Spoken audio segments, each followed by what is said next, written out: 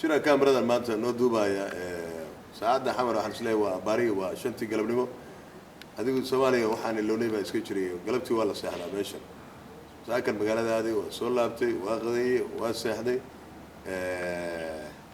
casriye wax la yiraahdo jirto shaaha la cabo qalbiga markay taxligaan oo kala duu saacadii 2 saac marka la seexdo marka waa guriga ka deganaa way xamar halkan ayaan casriyada ku cabnaa shaahan iyo adigu barwaaqadan iskaga jiraa waa aragtay geedaha ugu haraarsan waa geed qumbo weey ama waxaan la yiraahdaa palm tree hadii waa dalka iyaga hooyo barwaaqadan ayaan iskaga jiraa qurbaan 5 sano ku noolaa iyo 3 bilood ku noolaa halka kan farq weyn baa u dhaxaysa 3 bilood baa ay macna badan oo hadda ayaa nolosha ay bilaabatay